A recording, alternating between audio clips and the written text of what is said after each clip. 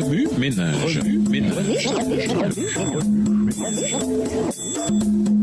Bienvenue dans votre émission Remue ménage. Nous voilà au mardi 20 septembre. Servir Dieu et les autres avec joie. Lisons Romains 12, versets 11 à 13. Romains 12, versets 11 à 13. Ayez du zèle et non de la paresse. Soyez fervents d'esprit, servez le Seigneur. Réjouissez-vous en espérance. Soyez patients dans l'affliction, persévérez dans la prière. Pourvoyez aux besoins des saints, exercez l'hospitalité. Donner des études bibliques et participer à des campagnes d'évangélisation sont deux façons de montrer que nous aimons le Seigneur et désirons le servir. Steve Jobs a dit un jour, « Les gens passionnés peuvent changer le monde pour le mieux. » L'apôtre Paul écrivit, « Quel que soit votre travail, faites-le de tout votre cœur, comme pour le Seigneur et non pour des hommes. » Colossiens 3, verset 23. Je n'oublierai jamais ma participation à un projet humanitaire dans une région reculée avec les jeunes de notre église locale. Nous avons voyagé par avion, autobus et bateau pour atteindre notre destination. Un lieu dépourvu d'électricité, de téléphone, d'Internet. Mais nous étions loin de nous douter que le vrai problème allait bientôt se manifester. Tandis que nous tentions de nous mêler aux gens de la place, nous avons bientôt senti que le chef du village nous regardait d'un mauvais œil. Il a empêché son peuple de venir à une clinique et aux réunions sociales que nous dirigions.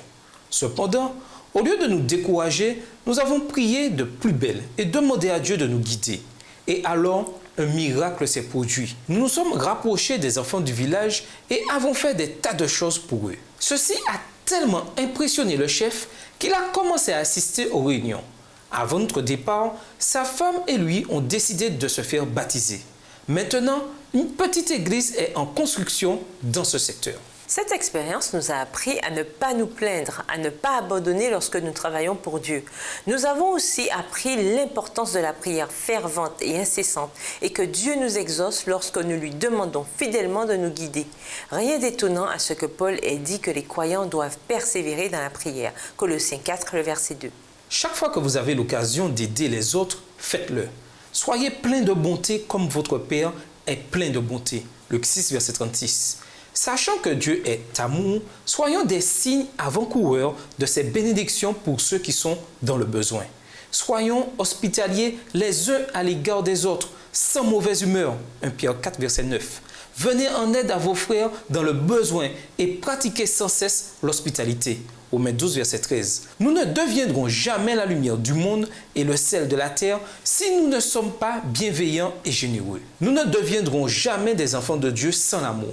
Aidons volontiers les autres, qui qu'ils soient et où qu'ils soient. Remue ménage, certaines personnes ne lèvent pas le petit doigt pour soulager la pauvreté.